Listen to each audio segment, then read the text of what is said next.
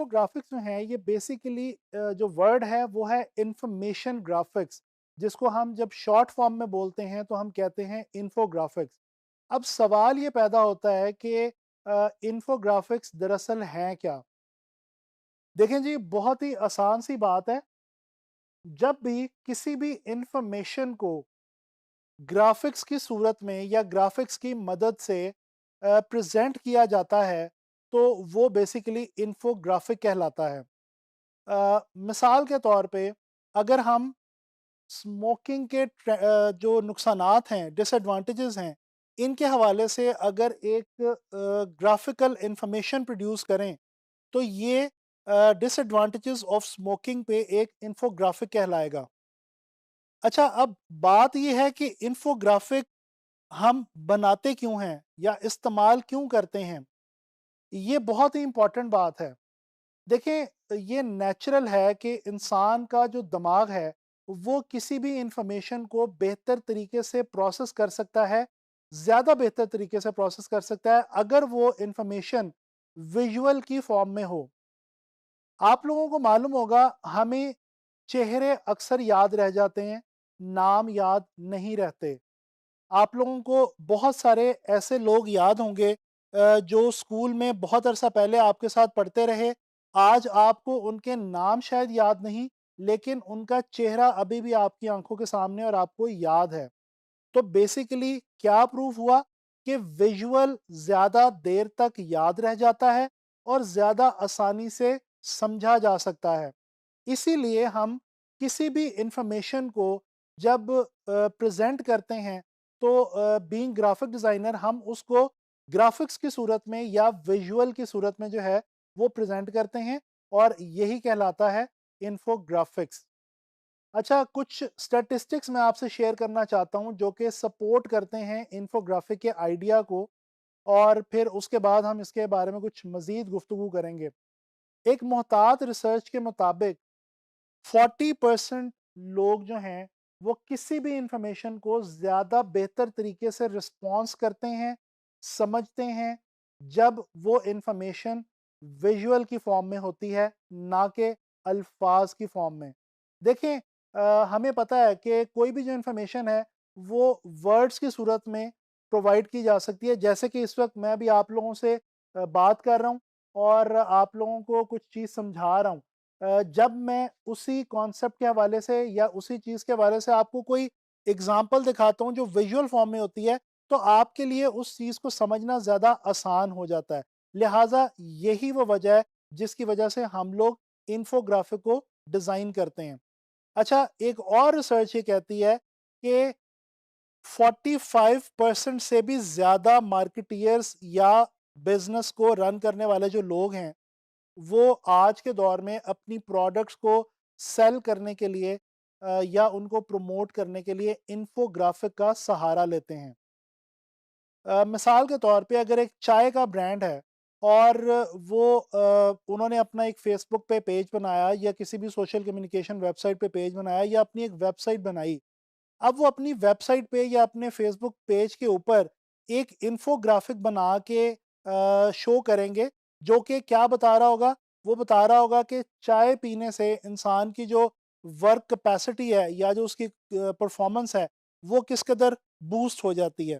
तो ये चाय और कॉफ़ी के जो ब्रांड्स होते हैं, वो अक्सर अपनी सोशल कम्युनिकेशन वेबसाइट्स पे या अपनी ऑफिशियल वेबसाइट्स पे इस तरह की इन्फोग्राफिक्स बनाते हैं और लॉन्च करते हैं, ताकि देखने वाले जो हैं वो उनकी प्रोडक्ट में इंटरेस्ट लें। अच्छा, अगर कुछ थोड़ी-सी हिस्ट्री की बात की जाए इन्फोग्राफिक की, तो ये भी एक बहुत ही इंटरेस्टिंग फैक्ट है कि इन्फोग्राफिक की हिस्ट्री जो है वो बहुत ज़्यादा पुरानी है। जो केव पेंटिंग है, जिसकी एक नमूना आप इस वक़्त देख सकते हैं, कहा यह जाता है कि ये जो केव पेंटिंग है, जो इंसान ने गारों के दौर में, जब वो गारों में रहता था और उसके पास प्रॉपर लैंग्वेज सिस्टम भी नहीं था, उस दौर में इंसान ने इन्फोग्राफिक्स का सहारा लिया अपना मैसेज दूसरे इंसानों तक कम्युनिकेट करने के लिए। अगर हम गौर करें तो इन केव पेंटिंग्स के अंदर उस दौर के जो लोग थे, गारों के ज़माने के, उन्होंने मुख्तलिफ जानवरों से बचने के लिए, खतरे से बचने के लिए इंफॉर्मेशन जो है वो प्रोवाइड की दूसरे लोगों को, और इसी तरह से तस्वीरी खाकों की मदद से शिकार के हवाले से भी इंफॉर्मेशन जो है वो दी लोगों को। तो ये जो एक केव पेंटिंग है, इसको माना जाता है कि ये इन्फोग्राफिक का जो अमल था, वो इस केव पेंटिंग के साथ ही शुरू हो गया था, जब इंसान ने विजुअल की फॉर्म में या तस्वीरी खाकों की मदद से कोई भी इंफॉर्मेशन दूसरे इंसान तक पहुंचाना शुरू की थी। तो चलें अब कुछ बात कर लेते हैं इन्फोग्राफिक की टाइप्स के हवाले से। 3 मेजर कैटेगरीज़ या टाइप्स पाई जाती हैं इन्फोग्राफिक्स के हवाले से। जो 3 मेजर कैटेगरीज़ हैं, उनमें से जो पहली कैटेगरी या टाइप है, वो है स्टैटिस्टिकल इन्फोग्राफिक। ये जो स्टैटिस्टिकल इन्फोग्राफिक होते हैं, ये वो होते हैं जिनका ताल्लुक अदाद-ओ-शुमार से होता है।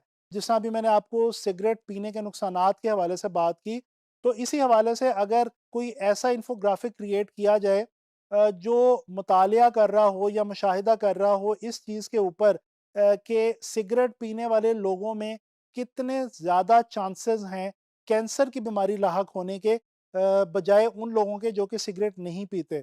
तो अब ये जो एक रिसर्च है या ये जो एक सवाल है, इसको सपोर्ट करने के लिए जब हम ग्राफ़िक्स क्रिएट करेंगे और ग्राफ़िक्स की मदद से एक इन्फोग्राफ़िक बनाएँगे, तो उसमें डेफ़िनेटली हम स्टैटिस्टिक्स का सहारा लेंगे। तो ये जो एक टाइप है, ये है स्टैटिस्टिकल इन्फोग्राफिक की। अच्छा, फिर इसके बाद एक और टाइप या कैटेगरी आती है जो कि कहलाती है प्रोसेस फ्लो चार्ट इन्फोग्राफिक। अब ये जो प्रोसेस फ्लो चार्ट है, इसका ताल्लुक किसी भी प्रोसेस से होता है। जब आप कोई भी प्रोसेस ग्राफिक्स की सूरत में या तस्वीरी शक्ल में आप बयान करते हैं, तो बेसिकली आप एक ऐसा इन्फोग्राफिक क्रिएट कर रहे हैं जो कि जिसका ताल्लुक जो है, जिसकी कैटेगरी जो है, वो टाइप जो है वो प्रोसेस फ्लो चार्ट वाली है। मिसाल के तौर पे पेंसिल से हम ड्राइंग करते हैं, स्केचिंग करते हैं, लिखते हैं। अब फैक्ट्री में ये पेंसिल तैयार किस तरह से होती है, अब ये एक पूरा प्रोसेस है। अगर इस प्रोसेस के हवाले से एक इन्फोग्राफिक क्रिएट किया जाए, तो वो कहलाएगा एक प्रोसेस फ्लो इन्फोग्राफिक। इसी तरह से एक और कैटेगरी तीसरी जो कैटेगरी है, वो है जनाब अली ज्योग्राफिक इन्फोग्राफिक्स। ये जो ज्योग्राफिक इन्फोग्राफिक्स होते हैं, इनका ताल्लुक होता है ज्योग्राफी से, यानी कि इलाके से। मिसाल के तौर पे अगर हम बात कर लें कि एशिया के रीजन के अंदर आईटी एजुकेशन के हवाले से क्या ट्रेंड्स हैं, तो अब ये जो बात है, जो रिसर्च है, इसको अगर हम ग्राफिक्स की सूरत में बनाएंगे, तो इसके अंदर डेफिनेटली हमें एशिया का जो रीजन है, जो ज्योग्राफी है, वो हमें शो करनी पड़ेगी और उस ज्योग्राफी की बुनियाद के ऊपर हम जो है ये ग्राफिक क्रिएट करेंगे इंफॉर्मेशन को हासिल करके। तो बेसिकली इंफॉर्मेशन ग्राफिक्स के बारे में आपने देखा कि ये एक ऐसा काम है जो ग्राफिक डिज़ाइनर्स जिसकी मदद से किसी भी किस्म की इंफॉर्मेशन को ग्राफिक्स की मदद से और तस्वीरी शक्ल के अंदर प्रेजेंट करते हैं। और इसका फ़ायदा ये होता है कि जो देखने वाला है, जो व्यूअर है, वो बड़ी आसानी से उस इंफॉर्मेशन को अंडरस्टैंड कर सकता है और ज़्यादा देर तक याद रख सकता है। आजकल के दौर के अंदर डिजिटलाइजेशन का दौर है और डिजिटल मीडिया का दौर है।